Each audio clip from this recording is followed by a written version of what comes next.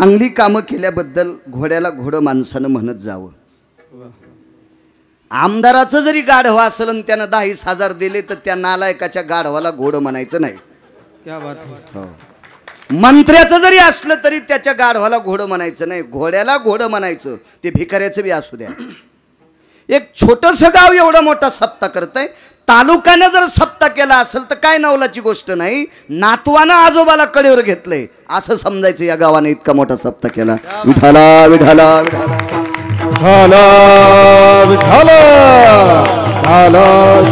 विठाला विठाला.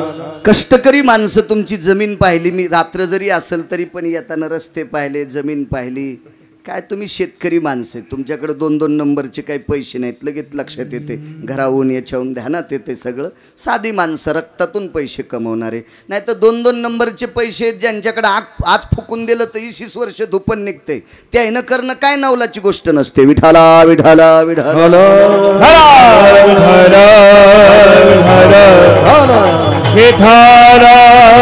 पुन्हा एकदा तुम्हा कत्तलवाडी कर मंडळी, तुम्हाला कोटी कोटी धन्यवाद. मला आणलं याच्याकरता मी चोंबाळीत नाही. तुम्हाला 30 गाव पठ्ठ्याला 36 गाव. मला नाही जरी आणलं तरी मी कुठेही म्हणीन चांगला सप्ताह केला. परवाला दशमीला मी पंढरपूरला वारीला जात होतो. ढाले गुरुजी येताना गराडा नावाच्या गावात कीर्तन केलं दशमीचं. संध्याकाळी वारीला गेलो पंढरपूरला. सासवड सोपान काकाच्या समाधीपासून 7-8 किलोमीटर अंतरावरचं गाव. 7,000 लोकायला आंबेरस होता. परवाच्या दशमीला 7,000 लोकायला आमरस होता. आमरस आमरस. मी एक बोट तोंडात नाही घातले, अंधारात जाऊन 5 बोट तोंडात घातले. बाळ्या काय लोक मोठे येतात. आंबे असल्याच्या नंतर आमरस केला असेल नवल नाही. 230 रुपये किलोची रसाची पापडी आणि ती दुधात टाकल्याच्या नंतर मग 7,000 लोकांना आंबेरस गराड्यांच्या लोकांनी, ते गराडा नावाचं गाव आहे त्या लोकांनी केला. याला थोडंसं नाविन्य म्हणावं लागतं. विठाला विठाला विठाला. 400 लोकसंख्येचं मतदानाचं गाव आणि एवढा मोठा 1 एकरभरचा मंडप देऊन तुम्ही सप्ताह करता. तुम्हाला पुनश्च एकदा धन्यवाद. महाराष्ट्रातील ख्यातनाम मृदंगाचार्य आमचे फड आबा, त्यांनाही धन्यवाद. महाराष्ट्रातील ख्यातनाम मृदंगाचार्य आमचे भरत महाराज, त्यांनाही प्रणाम, धन्यवाद. महाराष्ट्रातल्या बुलंद गायनातल्या तोफीगान कोकिळा आमचे आदरणीय पवार महाराज, आदरणीय ढाले गुरुजी, या दोघांना सर्वांना प्रणाम. आणि त्या कोपऱ्यापासून ताशी माघलच्या त्या कोपऱ्यापर्यंत ही जी ज्ञानोबाराय तुकोबारायच्या नामाचा जयघोष करणारी जी मंडळी आहे, तुम्हा सर्व वारकऱ्यांना मी नाक घासून प्रणाम करतो. आणि तिसरी गोष्ट, जगातला किती जरी मोठा गायक असला, जगातला किती जरी मोठा पक्वाद्या असला, जगातला किती जरी मोठा कीर्तनकार असला तरी श्रोत्याशिवाय शोभत नसतो, श्रोत्याशिवाय शोभत नसतो. आणि म्हणून पुनश्च एकदा त्रिवार तुम्हा श्रोत्यांना प्रणाम करतो आणि माझ्या अभंगावर येतोय. विठाला विठाला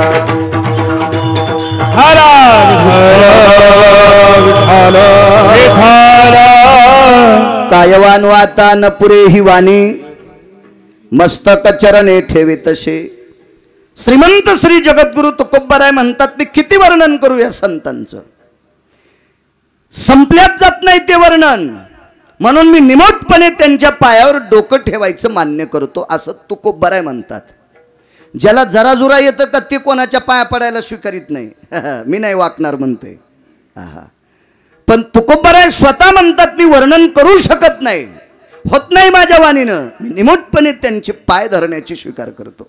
मस्तक चरणी ठेवी तसे. काय व्याप्ती आहे, थोरी व सांडेली आपुली परिशे, नेने शिव कैसे लोखंडाशी. परीस जसा लोखंडाला स्पर्श केल्याच्या नंतर त्या लोखंडाचं सोनं करतो, पण परीस लोखंडाच्या जवळ जाण्यासाठी कसल्याही प्रकारची खंत व्यक्त करत नाही. किंवा मी मोठा आहे, मी लोखंडाला खेटल्याच्या नंतर ते तोळ्याला ऐकतंय, त्या लोखंडाचं किती मोल वाढतंय असा कधीच परीस विचार करत नाही. दिसलं लोखंड की चिटकतंय. तशी संत किती जरी नालायक माणूस असेल तरी त्याला सुधारण्याचा प्रयत्न करतात. ही संतांची व्याप्ती. जगाच्या कल्याणा संताच्या विभूती, देह कष्टविती परोपकारे. संतांचं जीवन विश्वाच्या कल्याणा करत आहे. तुम्ही आम्हाला महाराज म्हणता, गाडीत उतरत असताना छोटी छोटी बारीक थेंब येत होती भरत बुवा, तर 2-3 माणसं हे बालाजी बुवा छत्री घेऊन आले, सावकार होते साक्षीला, छत्री घेऊन आले, जाताना पाकिट नेणारे गिरगावकर, तरी पण तुम्ही आमचा आदर करता. आम्ही कीर्तनकार जरी असोल तरी संसाराचे दास आहोत. संत संसाराचे दास होते, पण संसाराचा कधीच विचार न करता जगाचा विचार करण्यासाठी जीवन खर्च केलं, ती संत होते. तुकोबारायचा गाथा असं सांगितलं नाही, आमच्या कुटुंबातल्या लोकांनीच वाचा. या विश्वातल्या कुठल्याही व्यक्तीनं गाथा वाचाना आपला माथा सुधरा. हे संतांचं जीवन आहे. माऊली महावैष्णव ज्ञानोबरायांनी ज्ञानेश्वरी केली, विदेशातली लोक त्यांच्या भाषेत ज्ञानेश्वरी करून वाचतात. काय टोक आहे महाराज, विचार करा ना. विश्वा करता किती तुम्ही आम्ही त्रास दिला त्यांना. आपण जरी नसलो तर आपले बापदादे होतेच ना त्या काळात.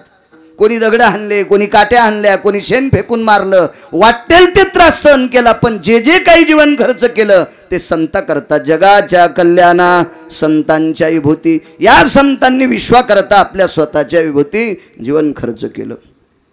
भूताची दया हे भांडवल संता, आपुली ममता नाही देही. संतांचं भांडवल म्हणजे श्रीमंती. संतांची श्रीमंती हे दुसऱ्यावर दया करणं ही संतांची श्रीमंती. आपली श्रीमंती काय माहिती आहे? जमिनी घेणं, विहिरी पाडणं, पाईपलाईन करणं, एक दुकान असेल तर 2-3 दुकान तयार करणं. कोणी अंगावर घेऊ नका. 5 लाखाची गाडी असेल तर 10 लाखाच्या गाडीत कधी बसल, 10 लाखाची असेल तर 50 लाखाच्या गाडीत कसं बसल. या सारख्या भराऱ्या घेत आपली श्रीमंती ही आपली संपत्ती आहे, हे आपलं भांडवल आहे. पण दुसऱ्यावर दया करणं हे संतांचं भांडवल आहे. भूताची दया हे भांडवल संता, आपुली ममता नाही देही. स्वतःच्या देहावरची कसल्याच प्रकारची आसक्तीच नाही, ह्याच्यातून बाजूला सरकले. तुका म्हणे सुख पराविया सुखे, अमृत हे मुखे स्रवतसे. सुख, माणसांतल्या सुखातून संताच्या सुखात फार मोठा फरक आहे. आपल्या मुलाला नोकरी लागली की मायबापाला सुख वाटते.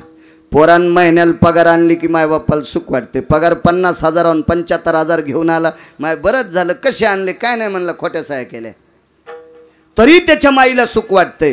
चोरून जरी पैसे आणले तरी मायबापाला सुख वाटते. कशी जरी संपत्ती कमवली तर घरच्या लोकांना सुख वाटते. आपलं याच्यात सुख आहे. पण दुसरे चांगले झाल्याच्या नंतर सुख वाटते, ते संत आहेत. तुका म्हणे सुख पराविया सुखे, अमृत हे मुखे स्रवतसे. त्रास जरी दिला असेल तरी पण तुम्हाला जगण्यासाठी त्यांच्या मुखातून जे अमृत पडलंय, जे गाथा असेल, ज्ञानेश्वरी असेल, ग्रंथसंपदा असेल, ही तुमच्या आमच्या करता अमृता समान आहे. हा साधा सोपा सरळ अभंगाचा अर्थ. झालं कीर्तन. विठाला विठाला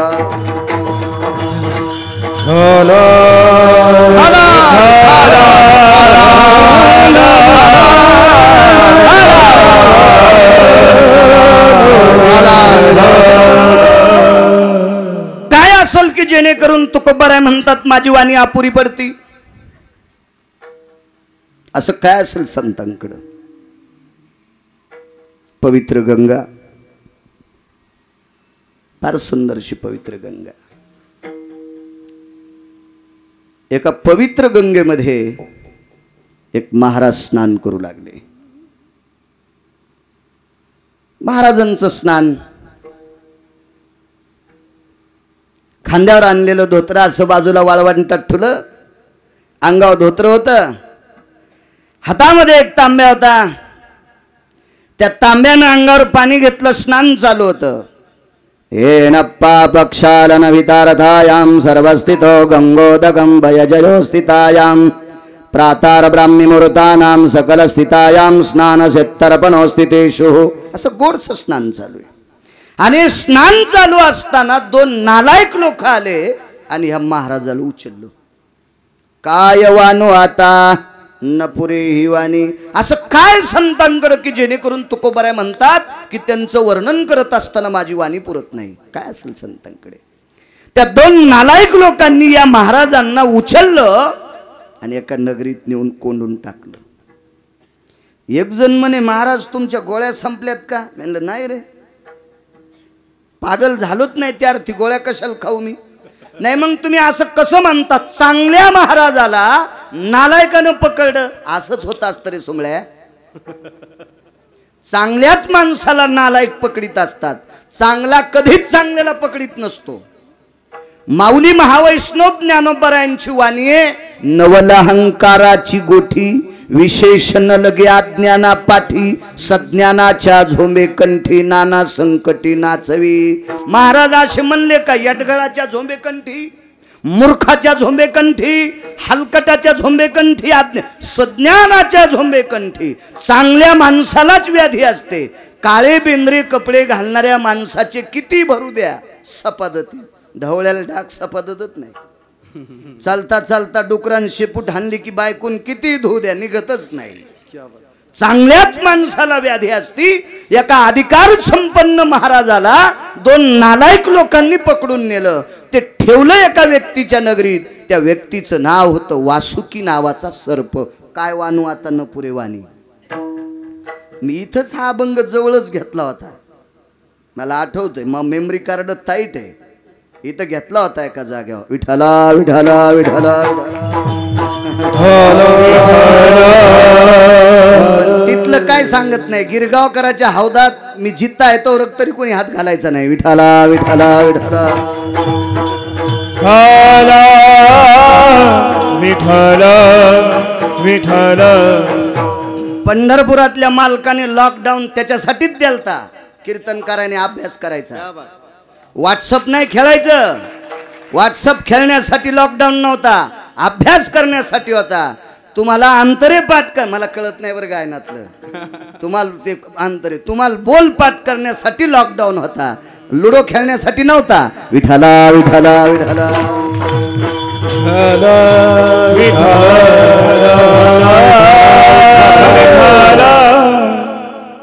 वासुकी नावाच्या सर्पाच्या नगरीत डांबून ठेवलं. तिसऱ्या दिवशी वासुकी नावाच्या सर्पाने ज्या दोन नालायकांनी आणून ठेवलं होतं त्याच्या मालकाला निरोप केला. फोन नव्हते भरत बोता, निरोप पत्र व्यवहार केला. माणूस गेला. राक्षसराज राजा बळी महाराज, तुमच्या दोन सेवकाने आमच्या नगरीत एक महाराज आणून ठेवलाय, कृपया तो महाराज घेऊन जा. बळी हा सात्विक आणि सदाचारी विचाराचा माणूस होता. राजा बळी किती सदाचारी सांगू तुम्हाला. या बळीला मृत्यूलोकातून पाताळात घालण्यासाठी माझ्या पंढरपुरातल्या मालकाला एका अवतारात कपट करावं लागलं. इमानदारीनं बळी पाताळात, पंढरपुरातल्या मालकाला कपट करावं लागलं. वामन अवतारात, त्याचाच अवतार आहे.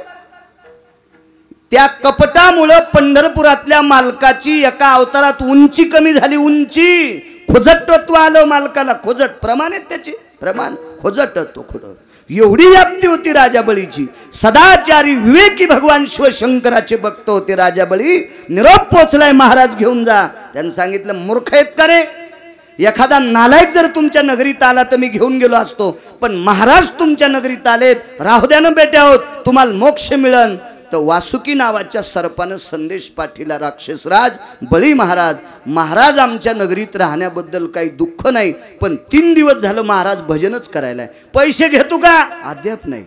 खाला काही मागतो का? अद्याप नाही. मग करू द्या फुकट भजन करायला. तर त्या भजनानं आमचं नुकसान आहे. काय? आमच्या सरपंचं विष संपलं.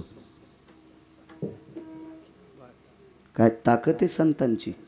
सापाच्या दाताला एक करडी सारखी, करडी कळतील तेलाच्या करडी, शेतकरी छेत ना तुम्ही, कोणते कलेक्टर आहेत? आणि कलेक्टर जरी असेल तरी शेतकऱ्याचंच पोरग आहे ते का वरून थोडंच पडलं बेंदाडातून. विठाला विठाला विठाला विठाला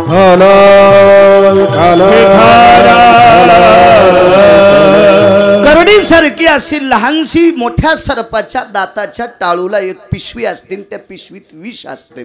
पडबवा, तो दात माणसाला टोचल्याच्या नंतर विष जातं आणि माणूस मरून जातो. सर्पाच्या 6 मात्र्यातलं विष संपलं. आणि जी त्या कारागृहाच्या जवळ जी लोक होती का, 227 जाती होत्या सर्पाच्या. 227 जाती त्या निर्विष झाल्या. झाले गुरुजी, निर्विष झाल्या. निर्विष, त्याला विषच राहिलं नाही. हे चीनमधल्या चोट्ट्याला खाला सरपती तयार केले. म्हणले चीनमधले लोक सर्प खातेत, कोबरा खाय बरं म्हण. खाय बरं कोबरा. काय कोणाची मायवी आली कोबरा खाला? खोबरं नाही. कोबरा नावाच्या सर्पाची जात आहे. हा महाराज ते किती विषारी आहे सांगू. कोबरा नावाच्या सर्पाला शास्त्रामध्ये वेगळं नाव आहे, पण मी काय गुत नाही घेतलं त्याचं नाव सांगायला. तुम्ही गंजा मोबाईलवर दुसऱ्याचं इचकितात, कधी कधी शास्त्र इचका ना. त्या सर्पानं 25 फुटाच्या अंतरावरून जर फुटकार मारली, आगा उरंग व्याळा भये विषाग्रानन पुटाची सोय मृत्यूची आला हे यमपंथे नैवम गांजा कसम लिखितम. हे काय गांजा फुक्यान लिहिलं का. 25 फुटाच्या अंतरावरून त्यानं जर फुटकार हाणली आणि एक तिळा इतका थेंब जर तोंडावर पडला तर 14 सेकंदाच्या आत माणूस मरत होई. तो कोबरा खाल्ल्यावर चीन मधले वाचते नव्हे ते भुताड. हा नाकाव भिताड पडल्यावानी माणसं आहेत ना ते.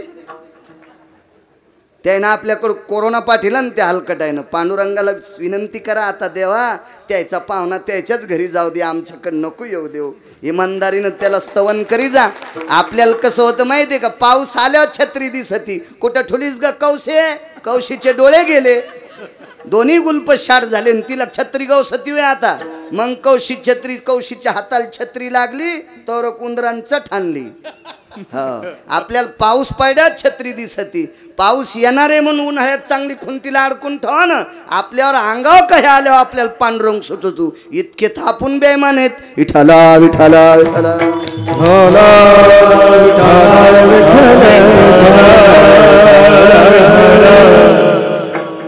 227 जातींचं वीज संपलं. पुन्हा काही मुद्रा होत्या, मर्यादा होत्या, जाऊ द्या, हे सगळं कुठं सांगायचं.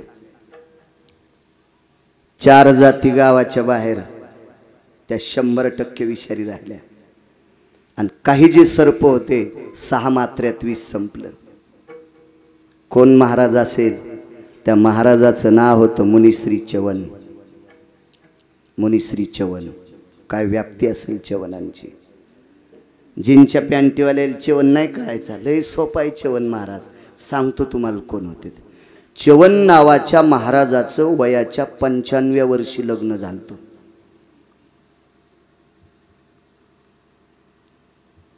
करायचं का 95व्या वर्षी कोणाला लग्न.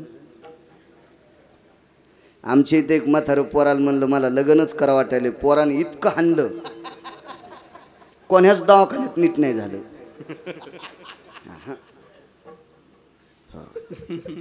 तुम्हाला राग येईन म्हणून आमच्या गावातलं म्हणायलो, समजून घ्या मी कुठलं सांगायलो तर.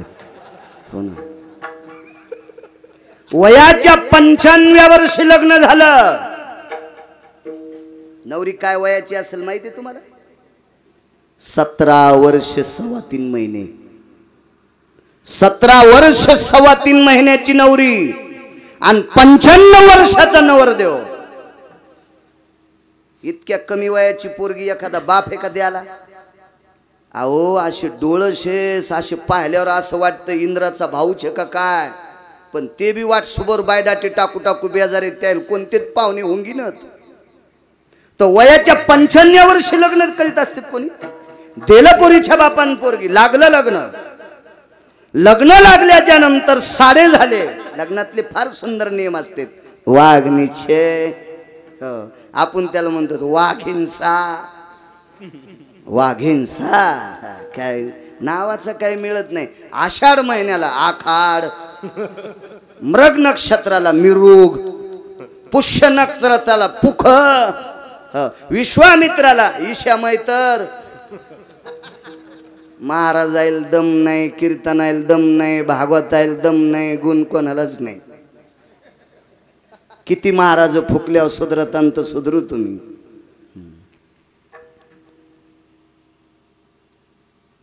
चवन नावाचा महात्मा. नवरी वाट लावत असताना आईनं बापानं कानात सांगितलं, पोरी नवरदेवाला पाहिलंस का. सुन्मुखाच्या वेळेला बघितलं बाबा.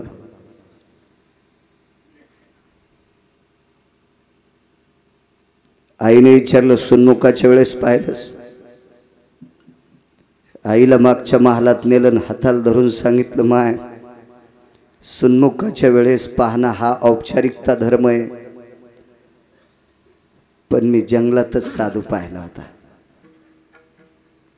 कारण त्या महाराजाचे डोळे इनच फोडे होते, इनच फोडे होते. ठीक आहे ताई. माईनं सांगितलं जो 95 वर्षाचा म्हातारा नवरदेव आहे त्याला डोळे नाहीत, त्याच्यासोबत तू लग्न करण्यासाठी तयार कस काय झाली? बाबांचं ऐकून का? नाही म्हणे आई. ते महाराज एवढे अधिकारी होते, ते वारुळ त्यांच्या अंगावर झालं तर मी डोळे फोडले. गाई त्यांचे डोळे फोडले. त्यांनी डोळ्याला वेदना झाल्यावर असे हात झटकिल्यावर वारुळ फुटलं. दुपारचा सूर्य बघितला तर महाराजांचं तेज पाहिल्याच्या नंतर सूर्य ढगाच्या आडंगी जात होता. इतकं भक्तीचं टोक होतं महाराजांचं, इतकं भक्तीचं टोक. आई, ज्या महाराजाच्या तपाच्या तेजाला जगाला प्रकाश देणारा सूर्य लाजतो, ढगाच्या आडंगी जातो, माय त्या साधूनं जर हातात पाणी घेतलं असतं, शाप दिला असता, ज्याने कोणी माझे डोळे फोडेत त्याच्या कुळाचा सर्वनाश हो. आई, हे आपलं राज्य कापूर पेटल्यासारखं धन धन धन धन पेटलं असतं ग माय. म्हणून एकटीच्या अपराधामुळं राज्यातली सगळी माणसं जळून गेले असते. म्हणून माफी मागितली आणि साधूचं पाणी ग्रहण केलं. वा बाई वा, कुलाचं रक्षण केलंस. तिचं नाव होतं सुकन्या. काय वानू आता न पुरेवाणी. आईनं कानात सांगितलं, बाई तुला आई आणि वडील किती आवडतात?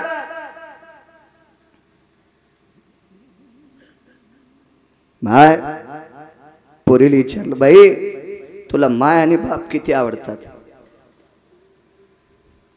होठ असे कर कर कर कर दाबले. जीभ बोलायचा प्रयत्न करत होती पण बोलतच नव्हती. आईनं पुन्हा विचारलं, सुकन्या तुला आई वडील किती आवडते? पुन्हा जिभेला दाबलं. हिनं काहीतरी बोला, बोलतच नव्हती. तिसऱ्यांदा विचारलं, सुकन्या तुला आई वडील किती आवडते? तोंड बंद झालं आणि डोळ्यातून पाणी येत होतं. याचा अर्थ मायबाप किती आवडते ते सांगण्यासाठी वाणीच नव्हती, वाणीच नव्हती, जीभच पुरत नव्हती. सांगितलं आईनं, सुकन्या लक्षात आलं तुला आम्ही किती आवडतो.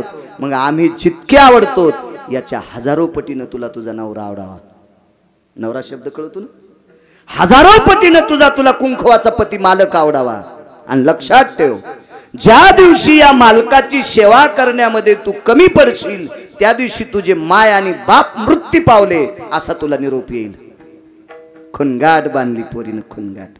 मला असं वाटतं प्रत्येक माईनं लग्नात पोरीला वाट लावत असताना एकच सांगितलं पाहिजे, सको सासूचं लुगडं धुत जाय बाय, सको सासऱ्याचं धोतर धुत जाय माय. पण लय काही काही माई चित्र जातानाच कानात तिच्या इंजेक्शन देतात, तिथं गेलं कीच व्हायलं नाही, दोनच तोंडन खिचडीन बोंड. हा असं माईनं सांगितलं नाही, भिताड पडायचं का तिच्या डोसक्यावर झोपीतच. काय शास्त्र आहे महाराज. मायबाप मेलेले ऐकशील. व्यंकटबुवा अशी सेवा केली की त्या सेवेच्या पुण्याईनं सनत कुमार आश्रमावर आले. सनत कुमार नाव ऐकलं असेल तुम्ही. कोणाला म्हणते सनत कुमार? हा, अश्विनी कुमार आणि सनत कुमार ह्या साहिदोनी 12 देवता आल्या. ह्या 2 देवतेची कृपा धन्वंतरीवर असल्याशिवाय वैद्य आजार नीट होत नाही. आणि धन्वंतरीची कृपा वैद्य म्हणजे डॉक्टरवर असल्याशिवाय त्याला निदान कळत नाही. हे अश्विनी कुमार, सनत कुमार आणि धन्वंतरी 14 रत्नापैकी एक. असे सनत कुमार अश्विनी कुमार आश्रमावर आले. बाहेर भाकरी टाकत होती आश्रमावर. भिक्षा देहि मा. टोपल्यातलं एक एक पानग उचललं, झळीत टाकलं. साधू होते ते, पाय जमिनीवर टेकत नव्हते. विचार, को भवा कुलात भवज्जायते किमं यत् कन्या रत्नम स्थितेषु. असं नाही म्हणले भरत बुवा, तुझ्या बापाचं नाव काय, तुझ्या माहेराचं नाव काय, असं नाही विचारलं. ना कृत संगा भव सकल सुदे यत पर पटले यति जायंती कृतजन भयत दि सकल सुदे. वंशानायां पुनित भयोति वंशानायां पुनित भयोति वंशानायां पुनित भयोति तम रत्नायां कन्या रत्ने को भव जाये सकल सुदे को भव जाये सकल सुदे को भव जाये सकल सुदे। असं कोणतं कुळ आहे की ज्या कुळामध्ये तू प्रभावशाली कन्यारत्न म्हणून जन्माला आली? राजा शर्यतीचं कुळ. शर्यतीयाम अनंत्र भयो अनर्थ सुते रेवत भयो रेवत कन्याय जायते जगदानंदम कंदम पतये जगदानंदम कंदम पतये जगदानंदम कंदम. कोण्या कुळातल्या? किती गोड सांगितलं तिनं. मी राजा शर्यतीची कन्या आहे. जिहम कुलायम अनर्थ सुतो, ज्याच्या पोटाला अनर्थ नावाचा पुत्र आला. अनर्थ सुतो रेवत सुतो, ज्याला रेवत नावाचा पुत्र झाला. रेवत जायम कन्या रेवती, ज्या रेवताला रेवती नावाची कन्या झाली. जगदानंदम कंदन पतये सकल सुदायती वात्सल्यो. आणि ती पंढरपुरातल्या मालकाची 8व्या अवतारातली मोठी भाऊजाई बलराम दादाची पत्नी. मी त्या कुळातली मुलगी आहे, त्या कुळातली पोरगी. आपल्या पोरीला विचारल्या सखारामजीची आणशीराम तात्याची आणि ते गोविंदराव नव्हते का खाल्ल्या वाड्यातले लंगडे, आणि ते सावकार नव्हते का एक गुलूब शाट झालेले, हो त्याचा खाल्ला कोण वाडा होता तुम्हाला नाही म्हणायला. हो आणि पलीकून त्याची ती हंडी मसड होती ना एक शिंगाची, ती एक शिंगाची मसड. आणि ते पलीकडा वाडा दारात बांडी कुत्री बसलेली आणि मी त्या वाड्यातली. आपले ना असं सांगितलं असतं. काय कुळ सांगितले महाराज. सनत कुमारांनी कुळ ऐकल्याबरोबर हृदय पाजरत होतं. हृदय काय वानवाता न पुरी वाणी. काय व्याप्ती आहे संतांची. वा. दुसरा प्रश्न अश्विनी कुमारांनी केला. गळ्यात मंगळसूत्र होतं, असं बारीक मंगळसूत्र होतं. मांडी घालून भाकरी करीत असताना एक बोट उघडं दिसलं, त्याच्यात जोडवे होते आणि हातात बांगड्या होत्या. घालीत होती ती बाई असल्यामुळं, ती बाई असल्यामुळं बांगड्या घालीत होती. हो पवार भाऊ घालीत होती ती बाई असल्यामुळं. बांगड्या घातल्या पाहिजे बायकांनी, खेड्यातल्या घालत्यात. एक माणूस म्हणला महाराज तुम्ही कीर्तनात बांगड्याचं लय सांगता, आमच्या पोरायची माय बांगड्याच घालीनं. मी म्हणलं तू सांग जाय ना, तुमचं कीर्तनच कानापाशी ठेवतो म्हणला मोबाईल, पण ती ऐकच ना. काय करावं? मी म्हणलं मग तू आता बांगड्याच घालायच्या ना, तू मला घाल. घाल मला. तू हे ऐक ना, मी काय करू? बांगड्या होत्या तिच्या हातात. हस्त कंकनो मंडित जायो गळसूत्री आणि कंठ सुदाया पाचू बंद बव सकल सुदे. क्या बात आहे. उजडूस तर चलू द्या आता. दोन पाचूबंद मणी आहेत, दोन गोत्राचे सुंदर मंगळसूत्र.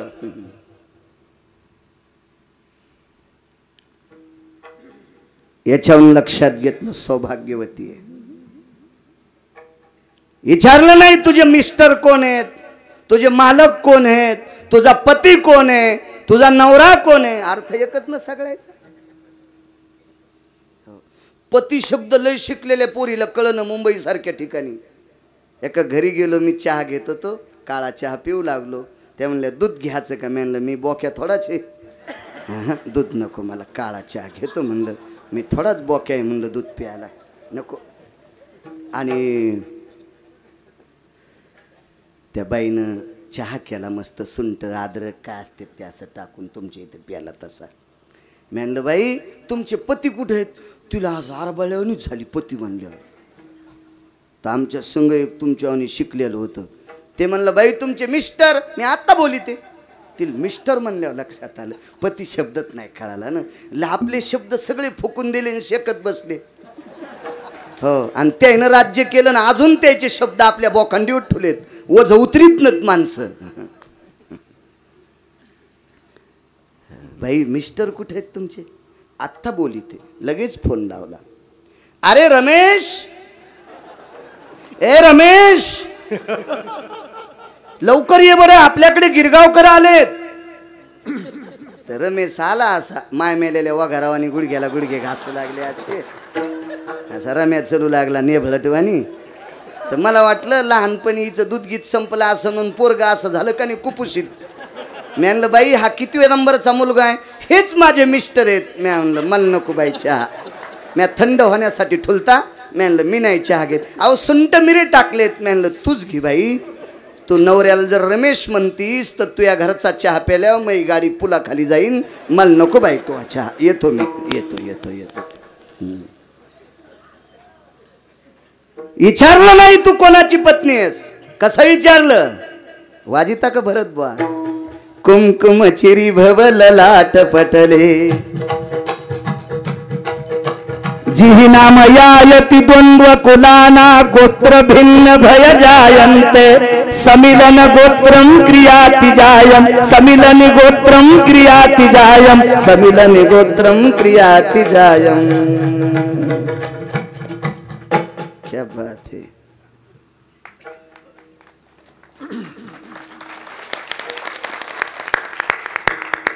हातानं वाजिलं यायनं मी तोंडानं म्हणलो. समिलनति गोत्रम क्रियाति जायम. मुलगी एका गोत्राची असती आणि गुरुजी नवरदेव एका गोत्राचा असतो. म्हणून तर मंगळसूत्राच्या बाजूला इकून एक मणी इकून एक मणी असते. म्हणून तर मंगलाष्टकात तुम्ही म्हणत असतात सोन्याचे मणी ओविले भुजगुनी गोऱ्या शशी कानना तळहाताचा पाळणा. हे नसते. हे मंगलाष्टक ज्याच्या ज्याच्या लग्नात झाले त्याला लवकर लेकर होत नाहीत. त्याला पटकन लेकरच होत नाहीत. लय बेजार असे मंगलाष्टक ज्याच्या लग्नात झाले त्याला. हा सांगू तुम्हाला काय इतका चिडून बोलतो? कारण सिमेंट कालिणारा मिस्त्री मुसलमानाचा तर मुसलमानाचा मंत्री असू द्या त्याच्या लग्नात त्यांचे नियम मोडत नाहीत. आपल्याकडे जसे जसे पैसे येतील तसे तसे नियम सुलंगनात घातले. चुकीची गोष्ट आहे. लग्नातले मंगलाष्टक तरी असे म्हणा. तुम्ही गायनातले हिरे दोघवी. तुम्हाला जर कधी लग्नात योग आला तर तुमच्या लेकराला आशीर्वाद कमिण्यासाठी सात्विक मंगलाष्टक म्हणायचा. कीर्तनातून पाया पडतो तुमच्या. विठाला विठाला विठाला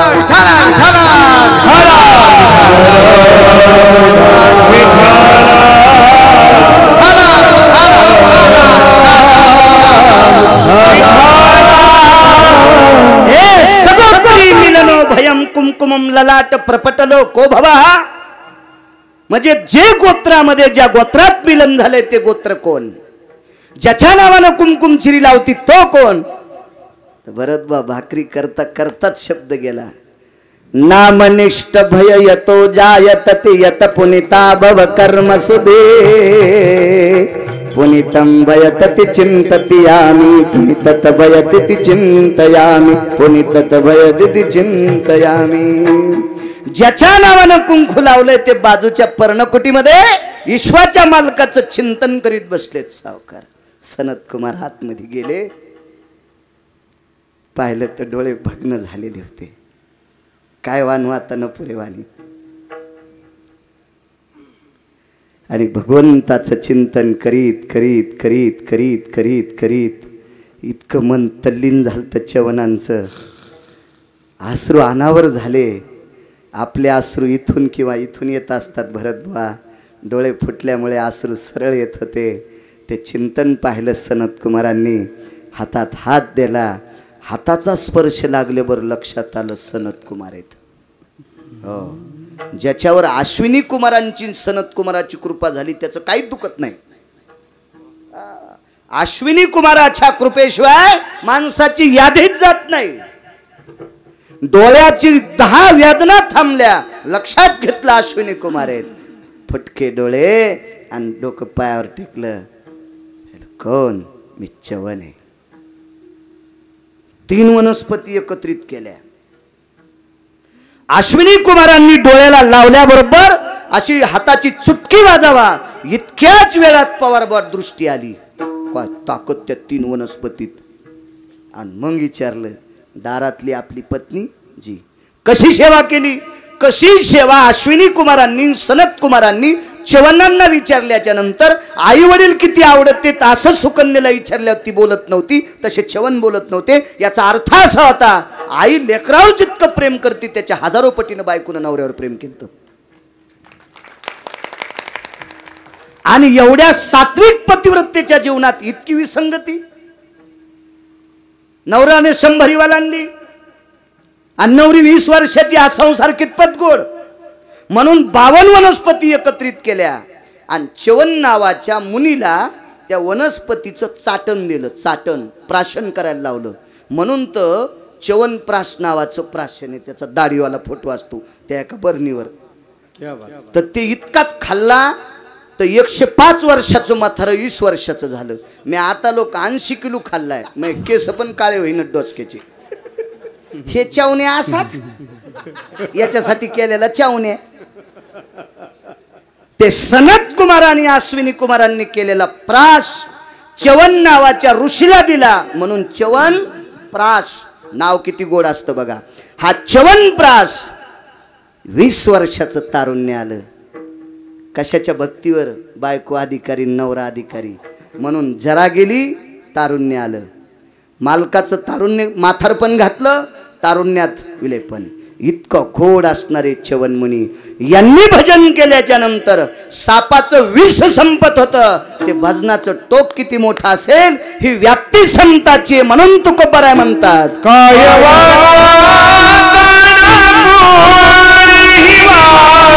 विष संपत आहे ही त्यांच्या भजनातली ताकद आहे. हो, आम्हाला आवाज कमी दिला की आम्ही सोमावर तापत होत. ही आमच्यातली ताकद आहे. ते कीर्तन होस तर त्या स्पीकरवाल्याला वाटतंय काय काय टोचणे हानतीत काय माहीत बापा रे बापा. असं हापून जाते ते माणूस बिचारा. अहो भजन केल्याच्या नंतर विष संपत आहे. काय वानू आता न पुरे वाणी. दुसरा पुरावा आहे काय. जरासंध नावाचा हलकट व्यक्ती महाभारतात मी ऐकला. कारण मी काय त्याच्या गावात जन्माला आलो नाही, तिथला काय ग्रामपंचायतचा सदस्य नाही, काहीच नाही. फक्त महाभारतात पाहिला. जरासंध नावाचा व्यक्ती तसा हा सामान्य माणूस नव्हता. याच्याकडे 22,000 राजे याचे पाय चाटीत होते. 22,000 राजे. इतका अधिकारी श्रीमंत होता. याला 2 मुली होत्या. आष्टी आणि प्राप्ती नावाच्या 2 मुली ह्या कंसाच्या बायका होत्या. आणि कंस कोणाला म्हणते पवार बुवा माहिती का? दुसऱ्याचं ज्याला खपत नाही परद्वेषी तो कंस होता. ज्याला दुसऱ्याचं खपत नाही असं समजायचं याच्यात जरसा कंसाचा अंश आलाय. भोगे कळ येती. हो, आपण कसं वागतो याच्याहून ठरवायचं मागच्या जन्मात कोण होतो. चोरून खाचा ज्याला नाद आहे का समजायचं लांडग. उष्ट खाचा ज्याला नाद आहे समजायचं कुत्र. हो, आयुष्यभर काम करतो बँकेत कोटीन धोत्राल गाठी, सप्त्याल पट्टी नाही, घरी बाजार आणत नाही, दिवाळीला मिठाई नाही, नुसत्या थप्प्यात लावायला पैशाचा असं समजायचं बैल होता. बैल होता, बैल होता, बैल बैल. बांगला बांधला तरी मंदिरातच झोपायलाय असं समजायचं गध होत. गध तुम्ही मंडपात बांधा झोपतच नाही. वल सावलीला झोपते, वल सावलीला, वल सावलीला गध. आणि लय माणसं बैला सारखे नुसत्या थप्याच थप्याच. आमच्या इथे एक माणूस संडासला गेला तरी रिकामा येत नव्हता. कोणाची बी कानी सोडून आणि कानी कळतील तुम्हाला चराट कोणाचं. हा सोल का? यठण सोडून आणत होता, यठण. त्यानं आवताची जू 250 चोरून आणली. त्याच्या मातीला एकही लाकूड दुसरं टाकलंच नाही, चोरलेले जूच टाकले. ज्वातच जळाला, ज्वातच आमच्या इथला माणूस. गळ्यात शपथ, मी फक्त दुसऱ्या गावाला राग येईन म्हणून माझ्या गावातलं म्हणायलो, इतका हलकट आमच्या गावात माणूसच नाही. हे समजून घ्या कोणाचं सांगायला. नुसत्या थप्प्यात लावायलाय पण काही भोगत नाही. वैकुंठवासी धर्मभास्कर निवृत्ती बाबा वक्ते सांगायचे, देवान जर तुम्हाला श्रीमंती दिली तर दान करा, गरीबाला कपडे द्या, सप्त्यात अन्नदान करा. एक वाक्य सांगायचे गुरुजी. नाही देव वाटत ना, मग चांगले कपडे घाली जाईन, चांगलं खात जाय, लोकाला देईन. हो, आणि सुनाला म्हणून तू रानात येड्याला जाईन, दुसऱ्याच्या तुरीच्या शेंगा तोडून आण, आणि त्या तुरीच्या शेंगाचं खळबट. हो, दुसऱ्याच्या कापसात भेंडर उगत येत ना, गावरान भेंडरच म्हणतात का तुमच्या? भेंडर याला मसडा पण खेटत नाहीत, इतके काटे असतात त्याला. ते निबरडक भेंडर वरुट्यान ठेसून त्याची आमटी खाय, इळभर नदीच्या कडील बसून राय, किती वाऱ्या तांबे नेईन.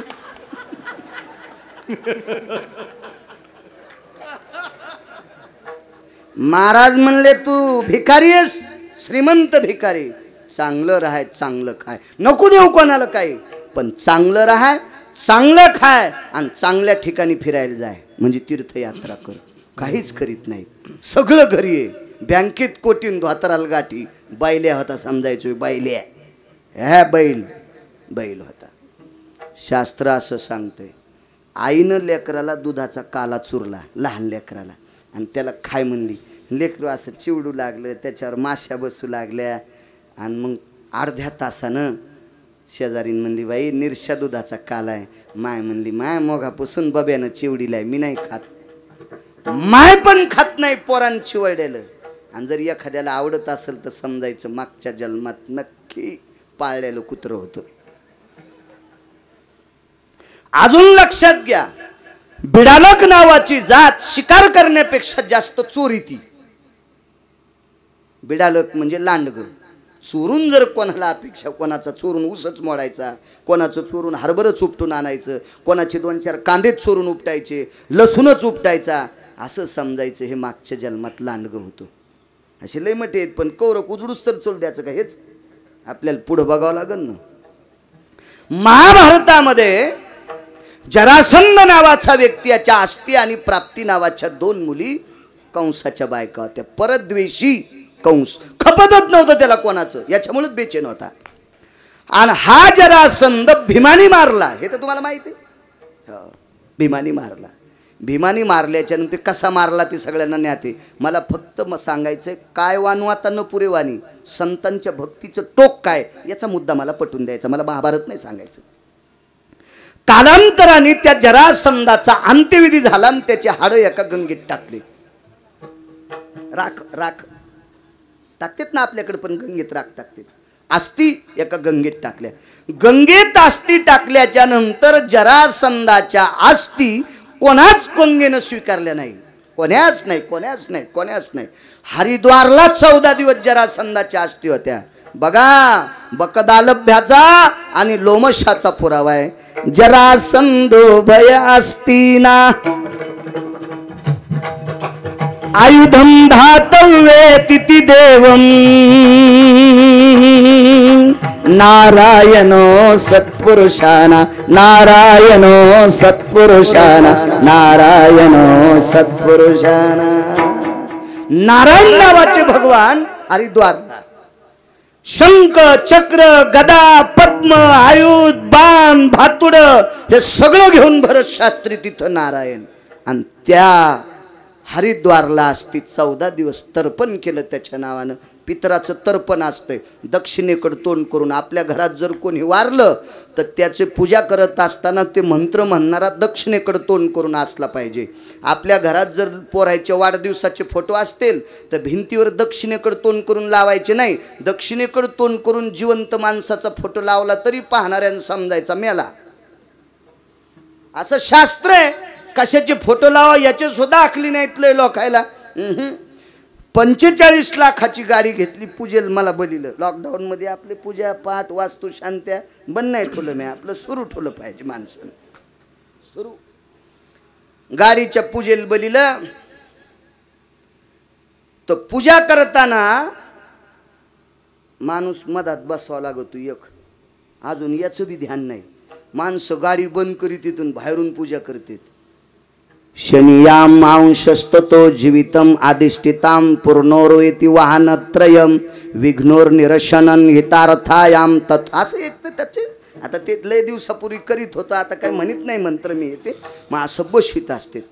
तो मालक मायापाशी तांब्या घेऊन आणि त्याच्या शिटावर कुत्र. लय कुत्र्याला कळत नाही कुत्र कुठं बसवा. बऱ्याच कुत्र्यांना कळत नाही कुत्र कुठं बसवावा. अरे 45 लाख रुपये दिले श्री कुत्र्या, कुत्र तिथं बसित नसते. पायीची वाहन पायी बरी, शास्त्र आहे त्याच्यासाठी. घरात घोड्याचं चित्र असावं का नसावा, वाघाचं चित्र असावं का नसावं, काय मिळ नाही. कुठं काही चिटकून दिलेलं कुठं बी. हे रे बेकार चोट धंदे सगळे. काय करायचं आपल्याला. 14 दिवस हरिद्वारला असती, वापस आल्या उघडतच नव्हत्या. मला जसं कळतंय तसं आमच्या परिसरातले 5 लाख लोकांच्या हाडं तुमच्या ढालेगावला टाकले असतील, रामपुरीला. पण पावसाळा संपल्याच्या नंतर गंगेला पूर गेल्यावर एकही हाड गवसत नाही. सूक्ष्मदर्शकानं पण पहा, एकही सापडत नाही. जरासंधाच्या आस्ती 23 वर्ष विघळल्या नाही. 23 वर्ष जशाल तशाच होत्या. नंतर या आस्तीचं काय काम केलं माहिती आहे? शकुन्या नावाचा हलकट व्यक्ती होता. शकुनी नाही म्हणत मी त्याला, शकुन्या. ह्यो दुर्योधनाचा मामा होता, गांधारीचा भाऊ होता. हे हलकट शकुन्या. का हलकट? सख्या बहिणीच्या पोरायला पत्ते खेळायला लावले. चांगला असतो का मामा तसा हलकट? भाषे जर वाईट वागत असतील तर मामानं जाऊन भाषाला सांगा, पोरत अरे माझ्या बहिणीचं नाव करा रे, माझ्या मेहुण्याचं नाव करा, असं वाईट वागू नका रे, असं मामानं शिकवायला पाहिजे. पण यानं घरात तुळशीपत्र ठुलं आणि गांधारीच्या 100 पोरायला जुगार खेळायला लावला, लुडो खेळायला लावला. इतका हलकट शकुन्या. आणि ह्या शकुन्यानं गंडकी नावाच्या गंगेतून हाडं आणले. हरिद्वारला हाडं घेतले नाही, गंडकीत टाकले. गंडकीमध्ये देव शालिग्राम होऊन पडलेला आहे, दगड होऊन, तिथून हाडं आणले. आणि मग शकुन्यानं हाडं उघळले आणि उघळून उघळून त्याच्या 4 गोट्या तयार केल्या. 4 गोट्या. म्हाताऱ्या माणसाला लुडो माहीत नाही. हे लुडो नावाचा खेळ लय उतू आलाय. हे महाभारतातला खेळ आहे. त्या खेळाला सोकटी नावाचा खेळ म्हणत होते.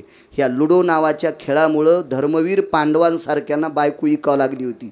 यायला आधीच कोणी देईन तर हे काय ऐकतील. हा कोरोना कोणी वाढीला सांगू का तुम्हाला? मुंडक्यात मुंडके घालू घालू लुडो खेळणाऱ्यानंच कोरोना वाढीलता. अहो एखाद्यानं जर चांगले दात नाही घासले आणि त्यानं जर इथं रूपवाळी म्हणली तर 5 मिनिटं तोंड नाही वाटत नाही माईक पुढं. असं होतंय की नाही कधी कधी. तर 4 माणसं थुत्रात थुत्र घालून लुडो खेळत होते. काय येडपटपणा असले. महाभारतातला खेळ आहे ते लुडो, सोकटी नावाचा खेळ. आणि या सोकटी नावाच्या खेळाला ज्या फेकायला गोट्या असतात का, हे बोट दाबलं की लुडोवरची गोटी. तुम्ही म्हणताल तुला इतकं कसं काय माहीत? आता मी तुमच्यातलाच आहे ना. हां मी काय वरून थोडाच पडो असा आधार? तुमच्यातच आहे ना, तुमच्यातलाच आहे मी. तर त्या 4 गोट्या भरत बुवा जरासंधाच्या हाडाच्या होत्या. जरासंधाने हाडवैर काढं. मेल्याव का होत नाही म्हणले. ज्या पांडवांपैकी एकानं मला मारले त्या पांडवाला भिकारी करीन. वनवासाला पांडव जरासंधामुळेच गेले. कौरवानी गोट्या टाकल्या की सोयीशा पडत होत्या आणि पांडवांनी टाकल्या की पालथ्या पडत होत्या. पांडव हारले, कौरव जिंकले. कालांतराने पांडव जिंकले.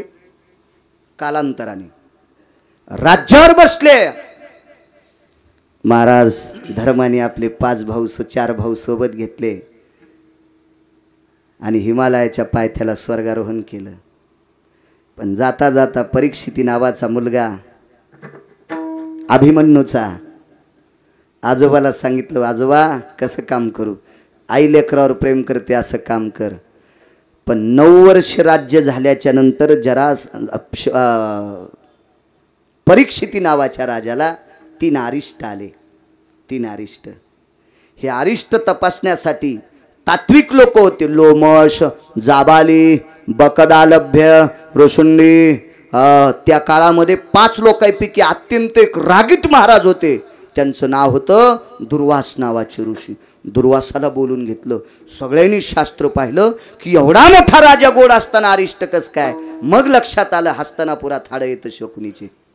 जरासंधाच्या अस्थी आता काय करावं, वाटेल ते प्रयत्न केले, वाटेल ते. महाराज एवढे मोठे दुर्वास नावाच्या साधूने वाटेल ते मंत्रोच्चार केला पण हाडं वितळले नाही. नाही वितळले, नाही वितळले, नाही वितळले. असा एकच महात्मा होता. त्या महात्म्याने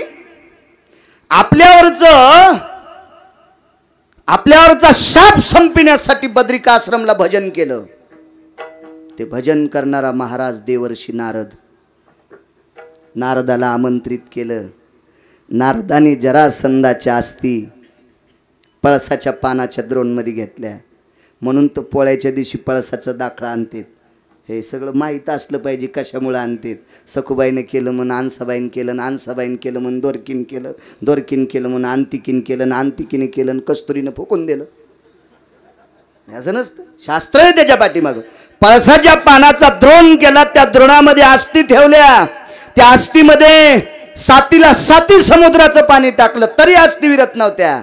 नारद विना घेऊन समोर बसले आणि भजन केलं. नारायणा नारायण नारायण श्रीमन्नारायण नारायण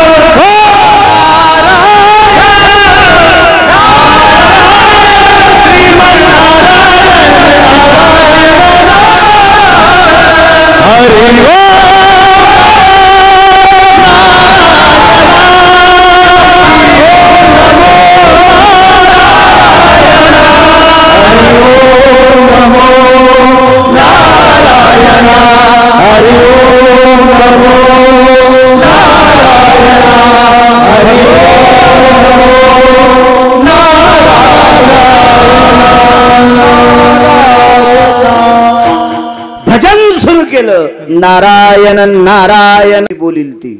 ते बृहस्पतीचा अत्यंत जवळचा, अत्यंत फार घनिष्ठ सेवक होते. नाव घरी गेल्यावर पा काय होतं, त्यांनी नाक मुरडिलं. म्हणे मायासारखा सुशील मंत्र म्हणणारा जगात कोणी नाही. रावण त्यांचा शिष्य होता. हा इतका रावण मंत्र म्हणण्यात पारंगत होता. रावणानं वास्तूचे मंत्र इतके गोड म्हणले घरभरणीचे. भगवान शिवशंकर त्याच्या मंत्रात भुलले, त्याला लंका देऊन टाकली. लंका रावण्याच्या बापाच नव्हती. नुसत्या वाणीला नुसते वाणीवर प्रसन्न झाले शिवशंकर आणि देऊन टाकली. रावण त्याचा शिष्य होता. ते महाराज किती अधिकारी असेल. आणि त्यानं हत्तीच्या सोंडेसारख्या धारा पडत्याला अशा तुपाच्या राशी आणल्या होत्या. भांडीची भांडी तूप वाटेल ते टाकलं. पण जरासंधाच्या अस्थी काही विरत नत. खूप प्रयत्न केला. खूप खूप खूप. पुराण असं सांगते, 72 पुराणामध्ये 1 श्लोक, मार्कंडेय पुराणामध्ये 3.5 श्लोकाचा पुरावा. असं म्हणतात 1 वर्ष 48 दिवस यज्ञ चालू होता. पण त्या 4 गोट्यातली एकही गोटी विरली नाही. एकही गोटी विरली नाही. नारदानी फक्त 9 घटकाच भजन केलं, फक्त 9 घटका. तर द्रोणामध्ये आस्तीचं ढवळं पाणी पण दिसत नव्हतं.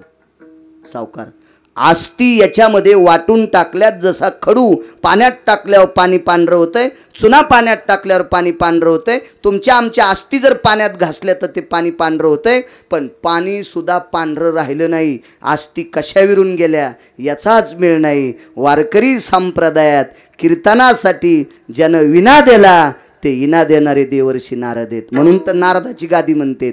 अशा भजन करणाऱ्या नारदानं 9 घटका भजन केल्याच्या नंतर जरासंधाच्या आस्ती विरून जात्यात. ही वारकऱ्यात ताकद आहे म्हणून तुकोबाराय म्हणतात.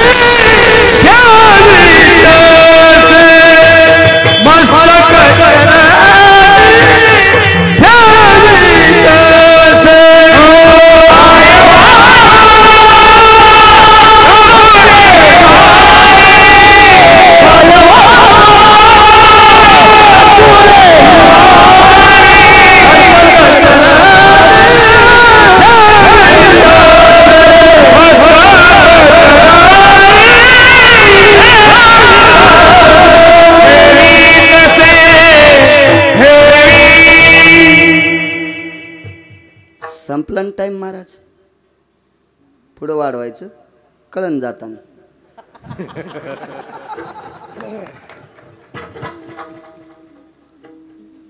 आपण आपला टाइम झाल्यावर आवरलं पाहिजे. वरण शिजल्यावर शहाण्याबाईनं गॅस बंद केला पाहिजे.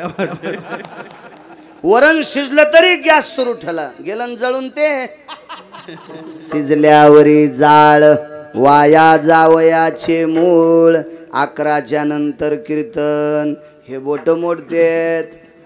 हो, पावणे 11 वाजले की टाळ जसे वरण प्याला हातात घेतलीत वाजितच नाहीत. चला पुढे सरकतो. पहिल्यांदा आलो ना. 2723 वाचन माझं पूर्ण होतंय महाराष्ट्रातलं.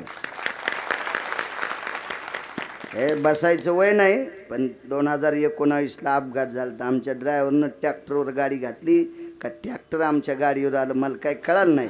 पण तेव्हापासून जरा गुडघा गॅप आहे म्हणे याच्यात. आता किती कीर्तनं भरल्यावर गॅप भरतो काय माहीत, आता तेच कळलं मला. विठला विठला विठला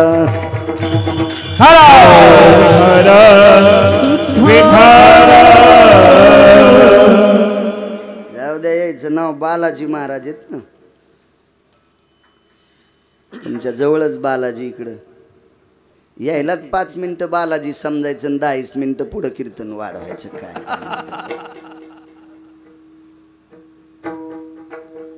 तुकोबारायचे 14 टाळकरी.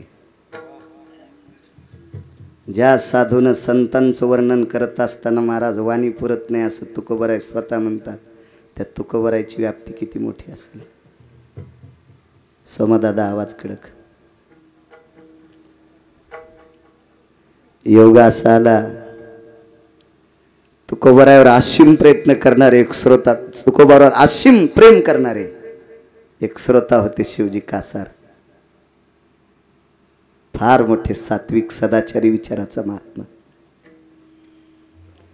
तुकोबारायचं परिसरात कीर्तन असलं की शिवजी कासारांना असं काही कळतच नव्हतं मी संसारिक आहे म्हणून. जाऊन कीर्तनात बसायचे. आणि एके दिवशी त्यांचा मुलगा आजारी पडला.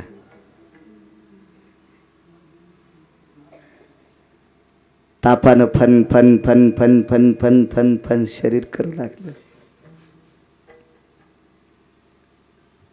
आईनं मांडीवर घेतलं, आईला बिलगून धरलं. दर दर दर दर अंग हालत होतं त्याचं. माईनं लेकराची ती अवस्था पाहिल्यावर डोळे भरून आले. बाळा काय करू, बाबा घरी नाहीत तुझे. माय काय करू रे बाळा, बाबा घरी नाहीत तुझे. लेकरू केविलवाणी आपल्या आईकडे पाहत होतं. आई आई आई. पोटात वेदना सुरू झाल्या. बघता बघता बघता बघता पोट फुगत गेलं. पोराला बोलता येत नव्हतं सावकार.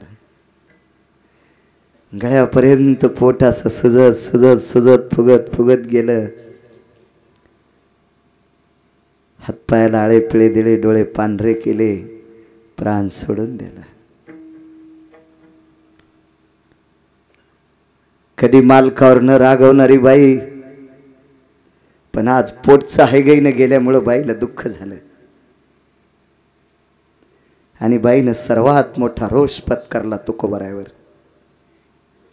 माझ्या मालकाला याने येडं केलंय, माझ्या मालकाला ह्या तुकारामाने येडं केलंय. कसं बस पोरग उचललं मानावर, खांद्यावर त्याची मान टाकली. मेलेलं पोरग आहे, मेलेलं. तुकोबरायचं कीर्तन चालू, कीर्तनात आणून पोरग टाकलं.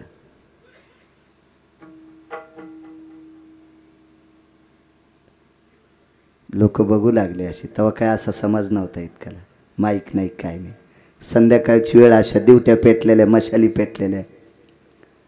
बाईनं असं मंडपाच्या बाहेर, असं मंदिराच्या बाहेर लेकरू टाकलं, त्याच्या जवळ बसली.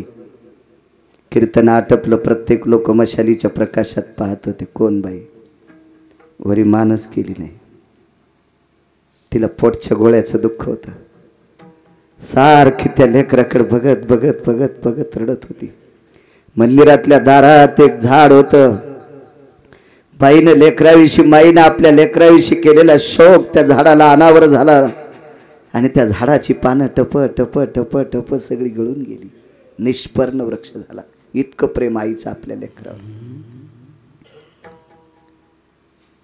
कर्मधर्म संयोगाने त्या कीर्तनात तुकोबरायच्या समोर बसलेली व्यक्ती होती अनगडशा नावाचा फकीर.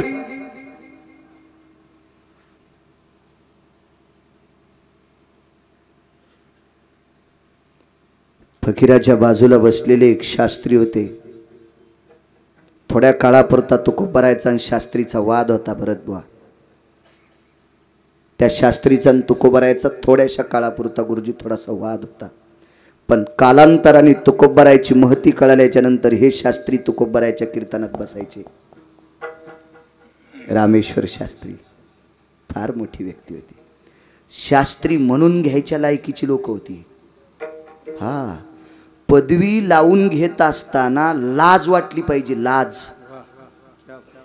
त्यानं पदवी लावून घेतली पाहिजे गौरवासाठी. आणि स्वामी सेवेची कसोटी. गौरव जर करून घ्यायचा असेल तर त्या योग्यतेची ताकद असली पाहिजे. त्यानं आपला गौरव करून घेतला पाहिजे. परवाला मागच्या वर्षी आदर्श रिकामी जागा म्हणून एका व्यक्तीला पुरस्कार भेटला. आदर्श रिकामी जागा, ते काय होते बैठकीत सांगेल एखाद्याला. असा पुरस्कार राज्यपालाच्या तर्फे भेटला फडबुवा. आणि त्याच्यावर 23व्या दिवशी त्याचं दारू पिऊन लिव्हर फुटलं. राज्यपालाला माहित होतं का हलकट दारू पितो म्हणून? याची शिफारस ज्या नालायकाने केली, हे सगळं पाप त्या नालायकाच्या बोकांडीवर बसल. अहो, ज्याला रताळ खाली लागतात कवरी याची अक्कल नाही, ज्याला भैमुगाच्या शेंगा खाली लागतात कवरी लागतात याची अक्कल नाही, ज्याला मकाला कणी शेंड्याला लागते का बुडाला लागते का मधात लागते याची अक्कल नाही, त्याला आदर्श शेतकरी म्हणून पुरस्कार.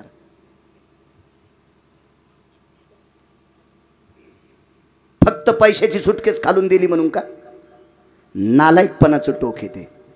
योग्य माणसाचा सन्मान केला पाहिजे, त्याला ती पदवी दिली पाहिजे. कुठं कुठं रस्त्यानं ॲडव्हर्टाईज बघत असतो, बॅनर लावलेले. एक जणानं हातात गज धरलाय आणि लोखंडाची ॲडव्हर्टाईज केली. त्यानं इमानदारीनं गज 5 मिनिटं दाबावं. त्याला जर नाही फोडं आले तर पुन्हा कीर्तन करायचं नाही. त्याच्या हातानं गजाची ॲडव्हर्टाईज असते का? ज्वारी कोण्या महिन्यात पिरीची ॲडव्हर्टाईज त्याच्या हातानं. त्या खताच्या कंपनीवाल्याच्या अंगावच एखादं भितड पडावं. नालायका, अरे तुझा खच्च शेतकरी घेतेत, असा निष्ठेनं रानात काम करणाऱ्या शेतकऱ्याच्या हातानं ॲडव्हर्टाईज करतो या खताची. ज्याला आयुष्यात माहित नाही कांदे कुठे लावतात, पत्राव का गच्चीवर, त्याच्या हातानं खताडाची ॲडव्हर्टाईज. हलकटपणाचं टोक आहे, हलकटपणाचं टोक आहे. शेताला पाणी द्यायचे पाईपची ॲडव्हर्टाईज कोणी करावं भरत बुवा? ज्याला 200 एकर शेती आहे त्याच्या शेतात 10-5 विहिरी येतात. त्यानं शेतातून पाईपलाईन करून कॅनलून पाईपलाईन आणली, तळ्याहून पाईपलाईन आणली, धरणाहून नाना प्रकारच्या कुठूनही पाईपलाईन आणून आपलं शेतवलं करतो आणि लोकांना पीक देतो. अशा माणसाच्या हातानं पाईपची ॲडव्हर्टाईज करावा. ज्याला गॅसचा पाईप कुठं खोसते ते माहीत नाही आणि आमका पाईप वापरा, त्या पाईप खोसून द्यायला पाहिजे. विठाला विठाला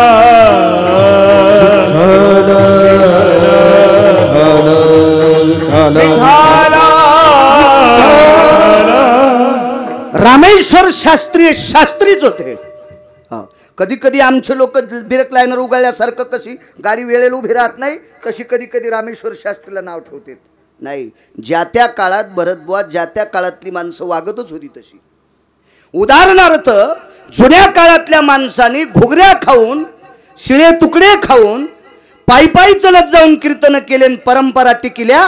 काल परवाच्या आमच्या सारख्या नकट्या महाराजांना टपराच्या गाडीत बसून परंपरा मोडायच्या नाही, कारण त्यांनी दुष्काळात परंपरा टिकवल्यात. आपली लायकी नाही. ते का शास्त्री मान्य करत नव्हते तुकोबारायचं? कारण संस्कृतचे 10 श्लोक पाठ करायला बाळांतपणामध्ये बाळाला जन्म देत असताना डिलिव्हरी करत असताना ज्या बाईला जितका त्रास होत असतो ढाले गुरुजी, तितके ओरिजिनल श्लोक पाठ करताना शास्त्रीला होत असतो. ते का आपले श्लोक होते काय?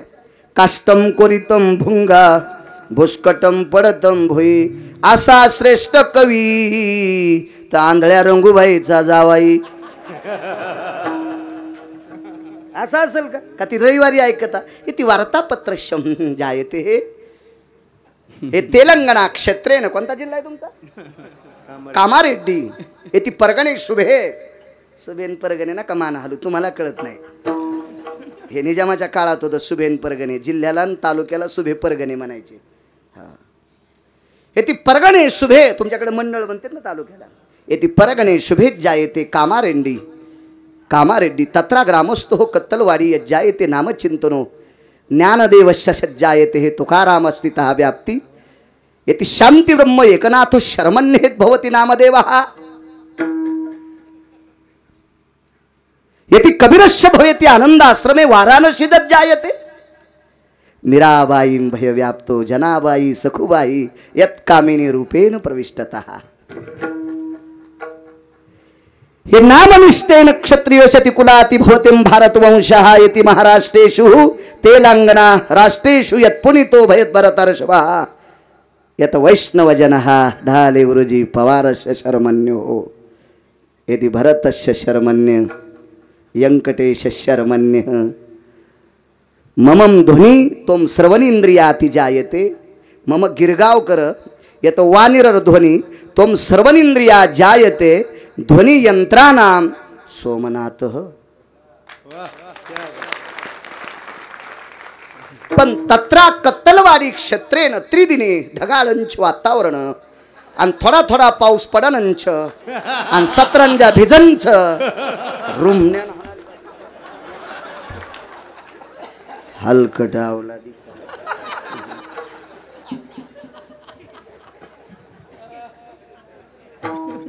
अशी संस्कृत असंगा. भरतबुवा आवर्तन म्हणायचे, शास्त्री आवर्तन. संध्याला गेल्याच्या नंतर तर पावसाळ्यात नदीला पूर आल्यावर पाणी लाल होत असतंय, हे तर कळतंय ना. लाल नाही हो द्या, गढूळ तर कळतंय ना. गढूळ होत होतं आणि गढूळ पाणी आचमनाला कसं घ्यावा म्हणून एक आवर्तन टाकायचे. जलतति वोघति भयतति जगयम आपांपति भव निरतति जाय सरिता वोघति भयतति शास्त्रो ओघ भया भय जायन्ते निमदति कृतुजनि संगति काला निमदति कृतुजनि संगति काला निमदन कृतुजनि संगति काला त्रिकटज भयतति व्याप्त सुधाना जलयति वोघनि गंगोदकयम आपांपति यम निरदति जायो अचमन भयतति क्रियजति संधो संध्यार विनियोगी नति जायो विलेपन सकलति सुदयति कालति छंद भयावति भयजनि जायो.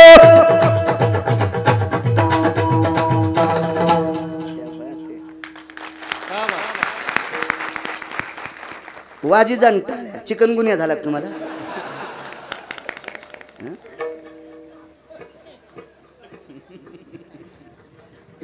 काय संस्कृत असेल.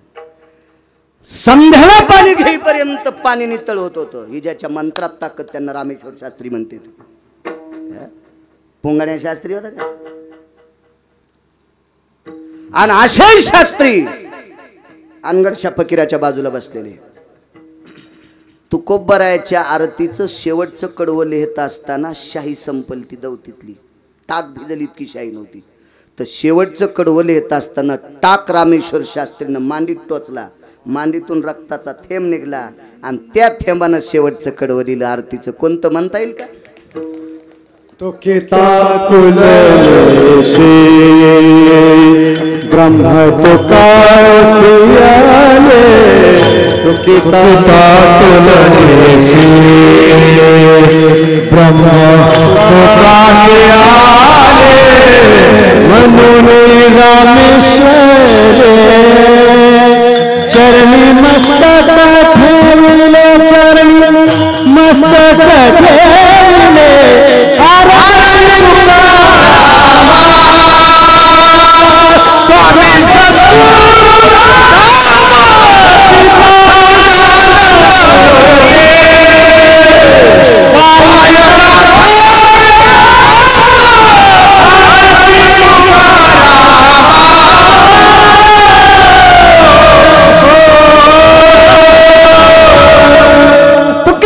तुलनेशी हे कडवं रक्तानं लिहिले. लाल रंग प्रेमाचं प्रतीक आहे. आणि किती प्रेम तुकोबरायचं त्या कडव्यात दाखवून दिलं रामेश्वर शास्त्रीने. आणि त्या रामेश्वर शास्त्रीला अनगडशा फकीर काय म्हणतो? शास्त्री जी यही तो कोई मुर्दा आया है. नाही, कितीतरी माणसं कीर्तनातून वापस जाताना बाई रडत बसताना पाहिली पण त्याला कळलं नाही पोरग मेलय का. पण अनगडशा फकीरावर इतकी कृपा होती, इतकी कृपा. ब्रह्मवेत्याच्या अधिकाराचा फकीर होता अनगडशा फकीर.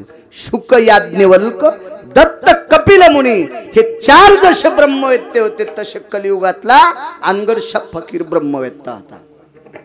अनगडशा फकीर म्हणजे आपल्या फकीरासारखा नाही. इस्तूत अरे चांगल्या हल्ला गुडला इस्त्या उठ टाकलीन तेरा कल्याण जेवारी तुलाच नाही तू काय कल्याण सांगत. ज्याच्या कटोऱ्यामध्ये चिंतामणी देवानं 1350 क्विंटल गहू टाकले तरी कटोरं भरत नव्हतं असा सिद्ध पुरुष अनगडशा फकीर. कोणाला म्हणायचं फकीर? ज्या तालुक्यात आवर्षण पडलं, ज्या गावात आवर्षण, तालुका शब्द चुकीचा गेला, ज्या गावात आवर्षण पडलं, पाऊस नाही पडला, त्या गावात अनगडशा फकीर गेला आणि चिमटा वाजून भजन म्हणला. ला इलाहा इल्ला ला इलाहा इल्ला ला इलाहा इल्ला ला इलाहा इल्ला. ते दुसऱ्याचा बाण करायला असंच माणूस आवता उभं राहत. जस जसा टाइम होईल तस तसे उतू येते. आखरीच्या मैदानाला कोणी उभाट्याचा आऊत आणत ना मधात चट बादाड.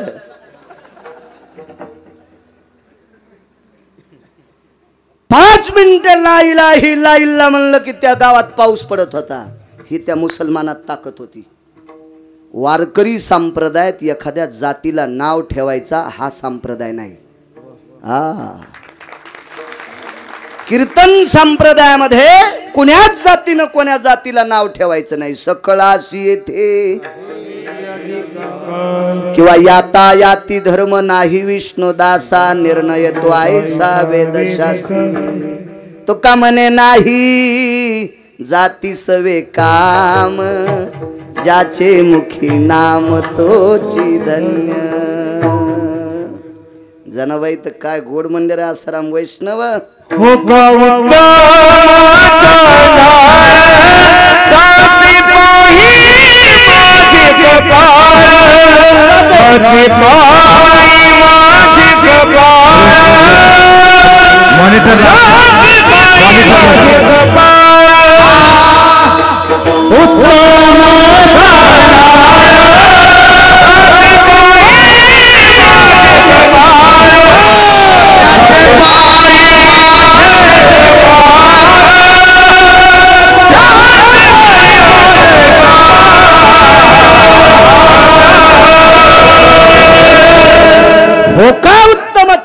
कपाळ त्याचे पायी माझे कपाळ. साध्वी जनाबाई. कोण जनाबाई? ज्या बाईच्या ताटात पंढरपुरातला मालक उष्ट खात होता. उष्ट. हो. नामयाची जनी कोणती भाव, जेवे पंढरी राव ती सवे. जिच्या ताटातलं उष्ट जगाचा बाप खात होता त्या बाईचा अभंग. हो का? उत्तम चांडाळ. उत्तम कुळातला आहे का चांडाळ कुळातला आहे, पण वारकरी आहे ना त्याच्या पायावर मह कपाळ. त्यांचं बरं जनाबाईचं. इतकी अधिकारी बाई. तिच्या स्पर्शात तितकी ताकद होती त्या माऊलीच्या. ती ज्या वस्तूला स्पर्श करीन ती वस्तू विठ्ठल म्हणत होती. दहंती हुशाननो दहंती हुशाननो वैशान्नरो ततम जायाम पाक निष्पतीन वैशान्नरो जायतो नाम निष्ठातियम. हुताशन म्हणजे अग्नी, वैशान्नर म्हणजे आपण ज्याच्यावर स्वयंपाक करतो हा पाकाग्नी वैशान्नर. वैशान्नर नावाच्या अग्नीत टाकल्याच्या नंतर गौरी जळती. अशी ज्वलनशील गौरी सुद्धा स्पर्श केल्यावर विठ्ठल म्हणत होती. काय ताकद असेल त्या बाईची. आणि त्या बाईनं म्हणावं कोण्या कुळातला कोण्याही जातीतला असू द्या, पण वारकरी आहे ना त्याच्या पायावर माझं कपाळ. पंढरीचे वारकरी त्यांचे पाय माझे शिरी. पंढरपुरातल्या मालकाचा वारकरी असला की जनाबाई म्हणल्या मी त्याचे पाय डोक्यावर घेईन. वारकऱ्याची ताकद आहे. कुण्याही जातीला नाव ठेवायचं काम नाही. मोमिनाच्या कुळात महाराज जन्माला आले. कबीरदास. कबीरदास. हो मोमीन. ते लतीफ वगैरे हे तर होतेच ना, पण मोठे कबीर. हो मोमिनाच्या कुळात. लतीफ बी होते ना. लतीफ शाह बी चांगला माणूस होता मुसलमान. हो. तर मोमिनाच्या कुळात जन्माला आलेले कबीर. पोटासाठी धंदा होता कपडे तयार करायचा. दुकानदार. त्या सावकाराचं कपड्याचं दुकान आहे मनोज सावकारांचं. तर हे असे शेला तयार केला कबीरानं. ते शेला कोण्याही जातीच्या माणसाने घेतला की मध्यरात्री भजन करीत होता. सांगा बरं आपल्या एखाद्या माणसाने येणा बरं म्हणे एखादी टोपी ती म्हणती का भजन कानात. तर उलट याच्या हाताचा त्या टोपीला मळ लागल्यामुळे याचे कान फुटतील. काय ताकद असेल या लोकांची. जातीचं काय विचार करता. अहो तुम्ही आम्ही निर्माण नाव ठेवणारी माणसं आहेत. एका माणसाला प्रपंचात पडण्यासाठी जगाच्या मालकाकून कोण्या कुळात काय पाप घडा असन कोण्या जन्मात, म्हणून त्या पापानं तो किलिंबे जन्माला आलता. किलिंबे या शब्दाचा अर्थ नपुसक. आणि असा नपुसक माणूस तुम्ही आम्ही समाजानं नाव ठेवावा. पण पंढरपुरातला वारकरी झाल्यावर तो माणूस इतका मोठा झाला की त्याचं नाव सकाळच्या काकड्यात रे.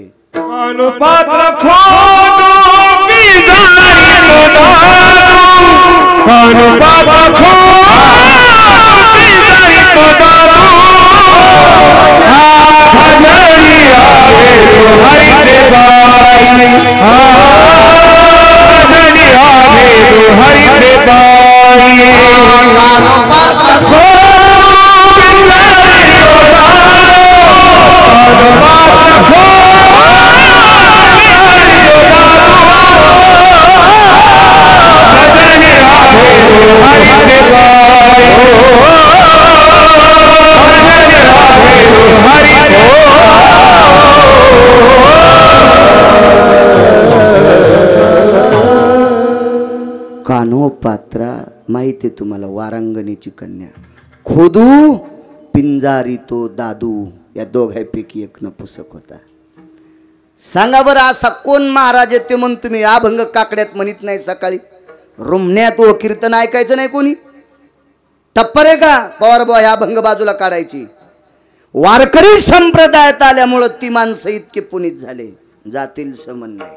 हा कोण्याही जातीचा असू द्या, पण संप्रदायाचे नियम पाळीत असेल त्याच्या पायावर डोकं ठेवायचं. चांगल्या कुळात जन्माला आला पण दारू पिऊन जर भजन म्हणत असेल आणि त्याच्या जर तुम्ही पाय पडला असताल तर त्यानं केलेलं पाप तुमच्या बोखांडीवर पडणार.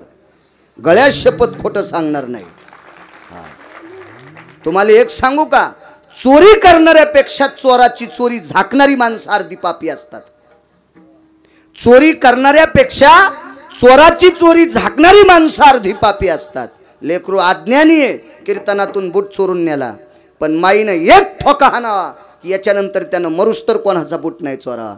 पण माय म्हणली बरं झालं हे त्या बापाला घालायला काम येईल. म्हातारपणी यानं एटीएमच फोल्ड. हा अपराध. या बा गुन्हा झाकायचा नाही. एका बाईनं मला दूध घ्यायला बोललं. मी त्या बाईला म्हणलं बाई दूध नाही घेत मी, काय पुन्हा पुन्हा नको ते, आता मी दूध नाही घेत. म्हणली चहा घ्या. म्हणलं बरं चहा पण नगच नाही, तुम्हाला म्हैस शपवते. अरे म्हणलं सप्त्यातच मरायची.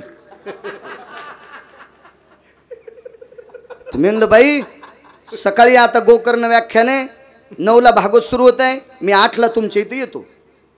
महाराज घरी यायचं म्हणल्यावर मी काही यायला संग नेलं, एकट्यानं जाऊन. या बा ज्याला मोठं व्हायचं का त्याने यायच्या 10 हात लांब राहा. हो यायच्या लांब राहा. कारण या भारताची स्त्री तिच्यासारखं पवित्र जगातच कोण नाही. कारण तुम्ही ज्यांचं भजन करतात, राम लक्ष्मण भरत शत्रुघ्न कृष्ण विठ्ठल ज्ञानोबाराय तुकोबाराय नामदेवराय यायच्या पोटी जन्माला आले. ह्या इतक्या पवित्र आहेत. दर्शन घेण्यापुरत्या, आपली स्वतःची पत्नी सोडून ह्या दर्शन घेण्यापुरत्या पवित्र. लय सानिध्य साधलं की टोकाला गेलेले पण आदळले. हो 80,000 बायका रावण्याला. ज्याच्या मंत्राला भुलून लंका दिली सोन्याची 7 कोटी घराची, पाहत्या रावणा. महाराज 6व्या क्रमांकाचा संन्यासी देवाला म्हणलाय तुला 16,108 आहेत, मला दिन एक.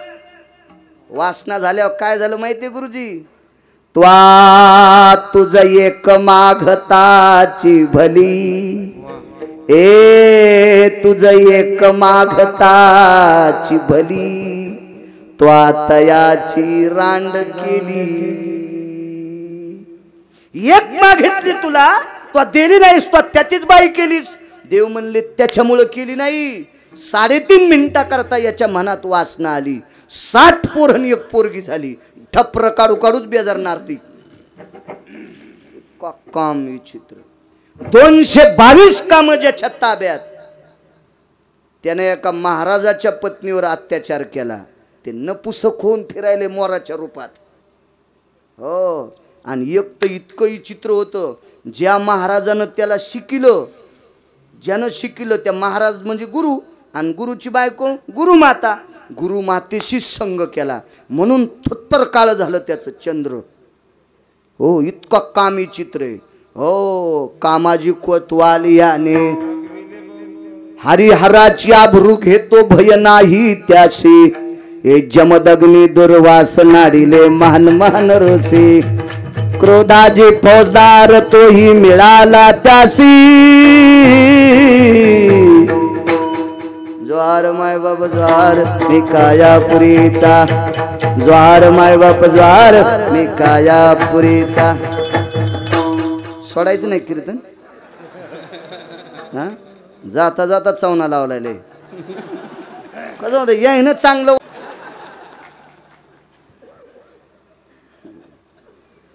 यायच्या लांब राहायचं. बाई म्हणली या चहा घ्यायला. मी चहा घ्यायला गेलो म्हणून बाईन दारात रांगोळ काढली आणि मधात गेली की सखूबाईचं कुत्र रांगोळीवर झागलं. या बा चोरी करणाऱ्यापेक्षा चोरी झाकणारा सगळ्यात मोठा पापी असतोय. पाप करणाऱ्यापेक्षा पाप करणाऱ्याला परमार्थात जो कोणी उभं करतो तो 1 नंबरचा पापी असतो. आचरण भ्रष्ट माणसांची किंमत नसावी.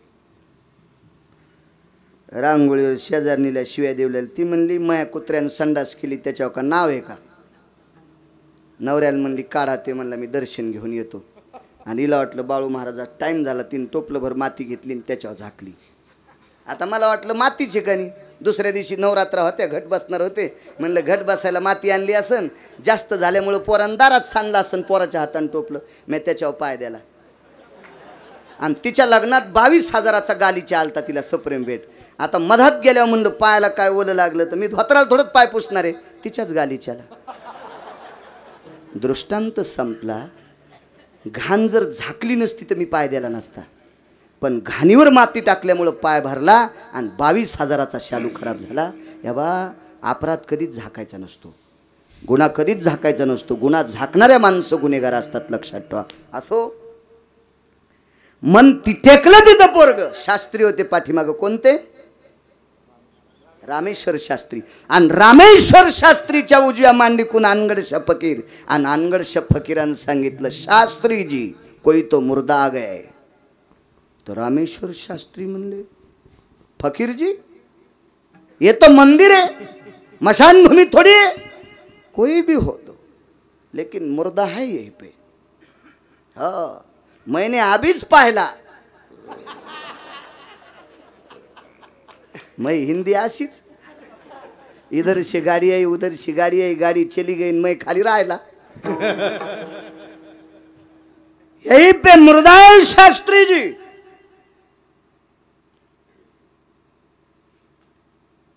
तो कोबरायनी कंबर सोडी. शास्त्रीजी उठले आणि सांगितलं, तो कोबराय, इथे एक प्रेत आलंय म्हणे. तर तुकोबरायला शास्त्री बोलायच्या अगोदरच तुकोबरायच्या डोळ्यातून पाणी आलतं. तुम्ही रडता का? आपल्या कीर्तनात जे शिवजी बसलेत त्याचंच पोरग त्याच्या मंडळीने इथं आणून टाकलं मेल्याला. गेले तुकोबराय. बाई पाहिलं काय झालं बाळाला? बघा तुम्हीच.